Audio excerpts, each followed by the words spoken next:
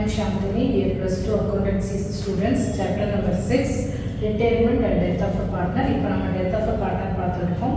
Last sum, that is 22nd sum, page number 223. இதில் 3 பேர் இருக்காங்க, விஜயன், சுதன், சுமன் ஆர் பார்ட்னர். இதில் ஒரே ஒரு டிஃப்ரென்ஸ், மற்றதுக்கெல்லாம் ரேஷியோ கொடுத்துருப்பாங்க. ஆனால் இப்போ என்ன கொடுத்துருப்பாங்கன்னா profit and losses we will share in the capital ratio. உங்களுடைய கேபிட்டல் என்ன? விஜயனோட கேபிட்டல் 70,000, சுதனோட கேபிட்டல் 50,000, சுமனோட கேபிட்டல் 30,000. ஓகேயா? So 70,000 is to 50,000 is to 30,000. Okay, இப்போ இந்த 4 ஜீரோவையும் எல்லாத்துலையும் அடிச்சுட்டோம்னா நமக்கு ரிமைனிங் என்ன வருது? 7:5:3. இப்போ டோட்டல் 15. Okay, total share 15. ஓகேயா? இப்போ சுமனுக்கு 7, விஜயனுக்கு 7, சுதனுக்கு 5, தென் சுமனுக்கு 3. ரேஷியோ உங்களுடைய ஷேர் வந்து எவ்வளோ? விஜயனுடைய ரேஷியோ 7/50, சுதனோட ரேஷியோ 5/50, சுமனோட ரேஷியோ 3/50. இதுதான் கேபிட்டல் ரேஷியோ. இப்போ now we are going to prepare the revaluation account. அதுக்கப்புறமா கேபிட்டல் அக்கௌண்ட்ல இதை நம்ம பார்த்துக்கலாம். இப்போ உங்களுடைய ஷேர் வந்து என்ன வச்சுக்கலாம்? இவங்களுக்கு விஜயனுக்கு 7, சுதனுக்கு 5, சுமனுக்கு 3 இப்படி எழுதி வச்சுக்கலாம். ஓகேயா? Now you are going to prepare the revaluation account. First என்ன கொடுத்திருக்கு? Building is to be valued at by அப்படினு வந்துச்சுனா நம்ம you have to compare. Now we are going to prepare the revaluation account. Adjustmentல என்ன கொடுத்திருக்கு? Building is to be revaluated 1 lakh. At ன்னு கொடுத்தாலே we will compare with the balance sheet. Balance ஷீட்ல பில்டிங்கோட value எவ்வளோ இருக்கு? 80,000. இப்போ கரண்ட் வேல்யூ எவ்வளோ? 1 lakh. ரெண்டுக்குள்ள difference 20,000. So increasing the value by building 20,000. Next stock to be depreciated by 5,000. டைரக்டா அமௌண்ட் கொடுத்துருக்காங்க, அதனால 2 ஸ்டாக் 5,000 போட்டாச்சு. Then goodwill of the firm is valued at 36,000. இந்த நம்ம கேபிட்டல் அக்கௌண்ட்டுக்கு கொண்டு போயிடுவோம், அது இப்போ நமக்கு தேவையே இல்லை. ஸோ இவ்வளோதான், ரெண்டே தான் கொடுத்துருக்காங்க. So now you have to find out the revaluation profit or loss. இப்போ கிரெடிட் சைட் ஜாஸ்தியாக இருக்கிறனால நம்மளுக்கு வந்து ரீவாலுவேஷன் ப்ராஃபிட் எவ்வளோ? 20,000 minus 15,000 will get 5,000.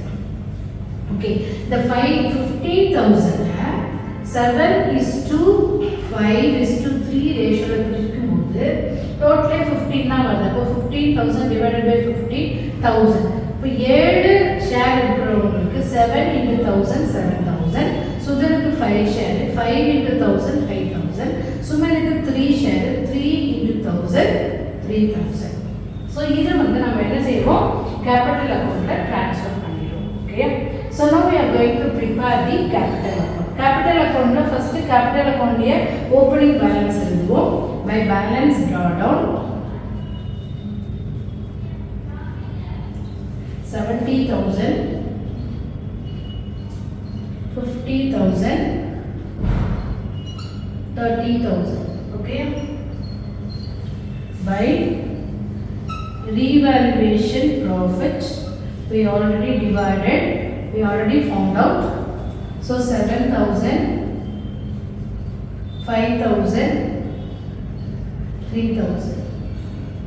okay, இப்போ நம்ம பேலன்ஸ் ஷீட்டை பார்க்குறோம். பேலன்ஸ் ஷீட்டில் ஜென்ரல் ரிசர்வ் 18,000 அப்படின்னு கொடுத்துருக்காங்க. General reserve 18,000.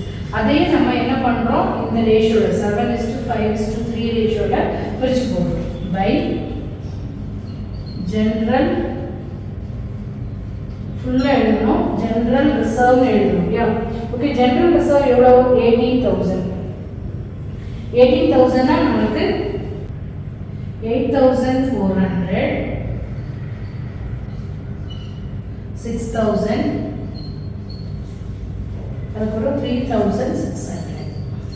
இதுதான் general reserve. 18,000 into first ratio 7/15 அப்புறம் சுதனுக்கு 18,000 into அவங்களுடைய ரேஷியோ 5/12.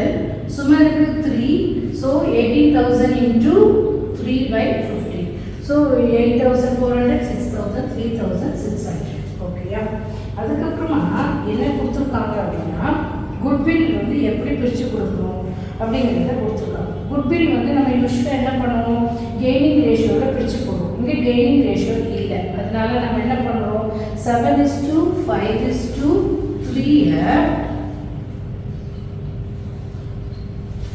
யார் சுமன் இவர் தான் இறந்து போயிட்டார் இல்லையா, இவர் தான் இறந்து போயிட்டார். இப்போ இந்த ரேஷியோவில் தான் கெய்னிங் ரேஷியோ, இந்த ரேஷியோவே நம்ம என்ன செஞ்சிடறோம், பிரித்து கொடுத்துருவோம். ஓகே, இப்போ ஃபுல் அமௌண்ட் கொடுத்துருக்காங்க 36,000 அப்படின்னு தான் கொடுத்துருக்காங்க. ஸோ 36,000ல நம்மளுக்கு சுமனோட ஷேர் எவ்வளோ, 3/15. இப்போ அந்த 3ல இது ஒரு டைம், இது வந்து 5 டைம்ஸ் இருக்குது அப்படிதானே. இப்போ 36ல எத்தனை டைம்ஸ் இருக்குது, 7. 7,200. இந்த 7,200 எந்த ரேஷியோவில் பிரிக்கணும், 7:5ல பிரித்து விஜயன் 7% ஷேரை கொடுக்காரு, சுதன் வந்து 5 ஷேரை கொடுக்காரு. எவ்வளோ அமௌண்ட்டில், 7,200. ஓகே, அப்போ பை இது என்னது, குட்வில். ஓகே, யாரோட குட்வில், சுமனோட குட்வில். இவங்க 2 பேரும் கொடுக்குறாங்க இல்லையா. அப்போ சுமன் அவங்க தனித்தனியாக போயிடுறாங்க. பை விஜயன் பிராக்கெட்ல குட்வில் போடுவோம், பை சுதன் பிராக்கெட்ல குட்வில். இப்போ 7,200 எப்படி எழுதணும், 7,200 into 7/12. ஓகே, 12 நம்ம மல்டிப்ளை பண்ணும்போது உங்களுக்கு என்ன கிடைக்குது, 4,200. இவருக்கு 4,200, இவருக்கு 3,000. 4,200. சுதனுடைய ஷேர் வந்து 3,000. ஸோ 7,200 வந்துருச்சு. ஸோ நம்ம இங்கே என்ன எழுதுவோம், டு சுமன் யாரெல்லாம் கொடுத்துருக்கா, 4,200 விஜயன் கொடுத்துருக்காரு, 3,000 சுதன் கொடுத்துருக்காரு. ஓகே, இது முடிஞ்சு. கேபிட்டல் அக்கௌண்ட்டில் நம்ம வந்து எல்லா என்ட்ரியும் நம்ம போட்டாச்சு. இப்போ லாஸ்ட்டில் ஒரு இன்ஃபர்மேஷன் கொடுத்துருக்காங்க, share of profit from the closing of the last financial year. எப்போ பேலன்ஸ் ஷீட்டில் ஒவ்வொரு வருஷமும் க்ளோஸ் பண்ணுறது, 31st December 2018, அதாவது ஜனவரி டு டிசம்பர் தான் இந்த கம்பெனியில் க்ளோஸ் பண்ணுறாங்க. ஆனால் இவர் எப்போ இறந்து போயிருக்காரு, மார்ச், அதாவது 18, அடுத்த வருஷம் 3 மாதம் மட்டும் அங்கே இருந்திருக்காரு, அப்புறம் இறந்து போயிருக்காரு இல்லையா. 31 March 2019. அப்போ அந்த 3 மாதம் அவர் அங்கே இருந்திருக்கு, அவருக்கு ப்ராஃபிட் அங்கே கிடச்சிருக்கு. அந்த ப்ராஃபிட் எவ்வளோ, அதே நம்ம கேபிட்டல் அக்கௌண்ட்டில் யாரோட சுமனோட அக்கௌண்ட்டில் ஆட் பண்ணலாம். எப்படி கண்டுபிடிக்காங்க அப்படின்னு சொன்னால் இங்கே சொல்லியிருக்காங்க, the death of the partner basis on the average of the 3 completed year profit. completed year னா என்ன அர்த்தம், ஜனவரி டு டிசம்பர் 3 வருஷம் ப்ராஃபிட் கொடுத்துருக்காங்க. அந்த ஆவரேஜ் ப்ராஃபிட்ல இருந்து நம்ம இவருடைய 3 மாதம் இவர் இருந்ததுக்கு என்ன ஷேரோ அதை கால்குலேட் பண்ணணும். ஓகே, ஸோ நாம் இப்போ நம்ம வந்து கால்குலேட் பண்ணோம், ஆவரேஜ் ப்ராஃபிட்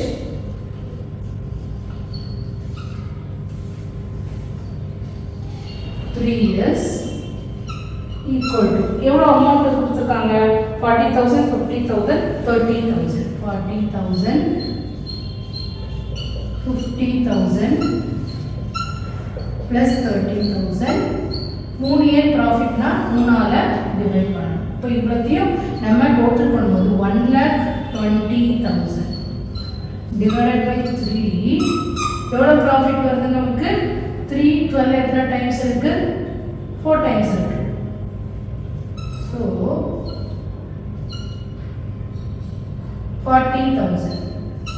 ஓகே, இதுதான் ஆவரேஜ் ப்ராஃபிட். இந்த ஆவரேஜ் ப்ராஃபிட் வந்து அவர் 3 மாதம் தான் இருந்திருக்காரு இல்லையா, அவர் 3 மாதம் தான் இருக்காரு. இப்போ என்ன கால்குலேஷன், அவங்களுக்கு என்ன ரேஷியோவில் கால்குலேட் பண்ணுவோம். அவருடைய ரேஷியோ கேபிட்டல் ரேஷியோ 3/15 இல்லையா? அப்போ calculation of profit of யாரு சுமன் இல்லையா is equal to 40,000 into order ratio 3/15. எத்தனை மாசம்? ஜனவரி, பிப்ரவரி, மார்ச் 3 மாசம் 3 months. ஒரு வருஷத்துல 12 மாசம் இருக்கு. அதனால 3/12. ஸோ இந்த 3யும் இதில் 15 ஆட்டா 5 ஆல் இருக்கு. இந்த 3யும் 12 ஆல் கட் பண்ணும்போது 4. இப்போ இந்த 4க்கும் இந்த 40க்கும் நம்ம கட் பண்ணும்போது நம்மளுக்கு எவ்வளோ வரும்? 10,000 வரும். ஓகே, 10,000 5 ஆல் கட் பண்ணும்போது வில் கெட் 2,000. இப்போ எவ்வளோ ப்ராஃபிட் வருது சுமனுக்கு அந்த 3 மாசத்துக்கு? 2,000.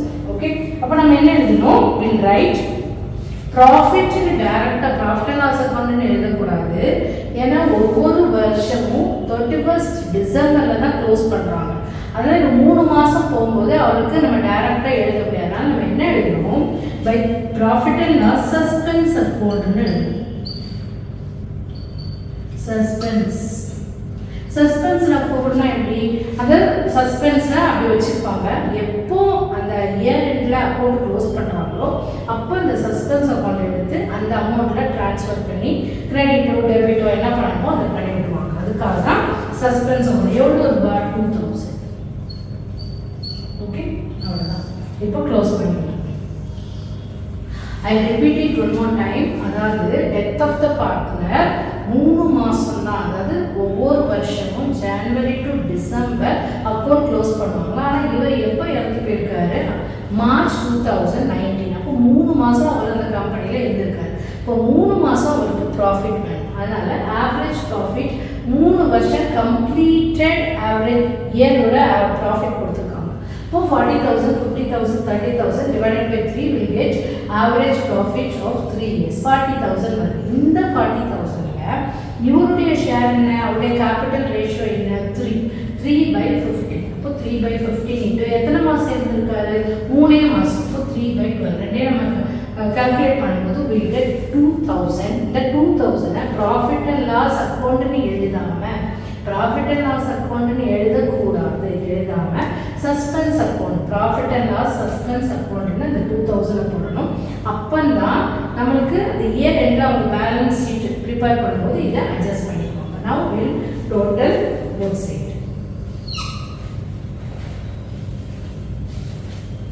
85,400 61,000. இதை டோட்டல் பண்ணும்போது 45,800. ஓகே, 85,400 61,000 45,800. ஓகே, இதுக்கப்புறம் எந்த இன்ஃபர்மேஷனும் அவங்க கொடுக்கவே இல்லை. நம்ம இவங்களுக்கு யாருக்கு கொடுக்கணும் என்ன. ஸோ டைரெக்டாக நம்ம என்ன செய்வோம்? சுமனோட எக்ஸிக்யூட்டிவோட லோன் அக்கௌண்ட்டில் ட்ரான்ஸ்ஃபர் பண்ணி கொடுப்போம். Okay, to Suman's executor. இந்த வார்த்தை ரொம்ப முக்கியம். Death of the partner, deceased பார்ட்னருக்கு லோன் அக்கௌண்ட் பே பண்ணியிருக்காங்களா பே பண்ணியான்னு கொடுக்கல. இமீடியட்லி பே பண்ணியிருந்தா கொடுத்துருப்பாங்க. அதனால் நம்ம டைரெக்டாக to bank account Suman's executives bank account போட்டுருவோம். பேங்க் அக்கௌண்ட் ஆனால் இப்போ எதுவுமே சொல்லலைன்னா நம்ம அவங்களுடைய லோன் அக்கௌண்ட்டை ட்ரான்ஸ்ஃபர் பண்ணிவிடுவோம். எவ்வளோ ரூபா? 45,800 to balance carry down. 85,400 4,000 minus பண்ணும்போது வில் கெட் 81,200. 61,000 3 மைனஸ் 3,000 மைனஸ் பண்ணும்போது 58,000. ஓகே, இப்போ இந்த ரெண்டையும் அதாவது விஜயனுடைய கேபிட்டலையும் சுதனுடைய கேபிட்டலையும் அடுத்த வருஷத்துடைய ஓப்பனிங் கேபிட்டலாக நம்ம எழுதுவோம். By balance brought down 81,200 for Vijayan, 58,000 for Sudan. Now we are going to prepare the balance sheet of the remaining partner.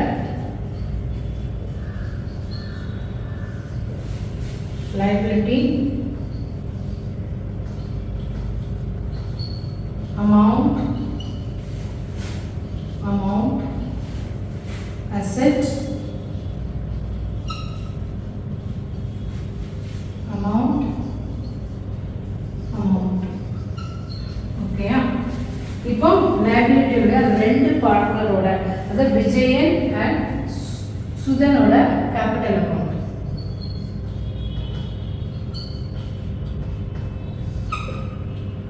Vijayan Sudhan. விஜயனுக்கு 81,200 இன்னர் காலத்தில், சுதனுக்கு 58,000. இந்த ரெண்டையும் ஆட் பண்ணி அவுட்டர் காலத்தில் போட்டால் எவ்வளோ 1,39,200. ஓகே. தென் கிரெடிட்டர்ஸ் எவ்வளோ கொடுத்துருக்காங்க 17,000.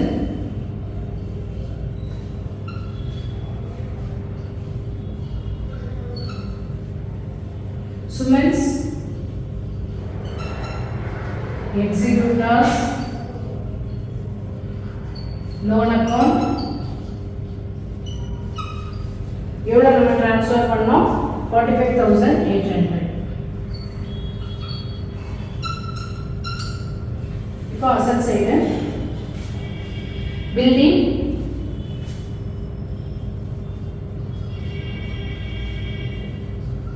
பில்டிங்கோட வேல்யூ இப்போ 1 lakh இல்லையா. எப்படி வந்துச்சு 80,000 add appreciation 20,000. okay. Next stock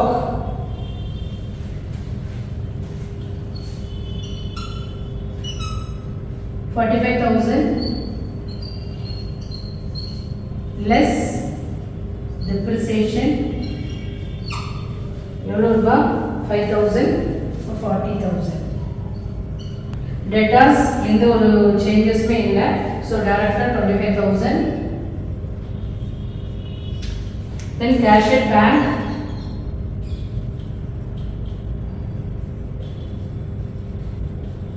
$20,000. cash in hand 15,000.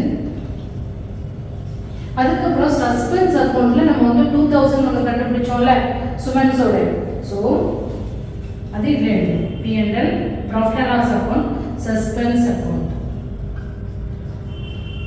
2,000. Okay. இப்போ டோட்டல் பண்ணிடலாம். டோட்டல் பண்ணும்போது பேலன்ஸ் ஷீட் எவ்வளோ டோட்டல் வருது 2,02,000. அசட் சைடில் 2,02,000. Thank you.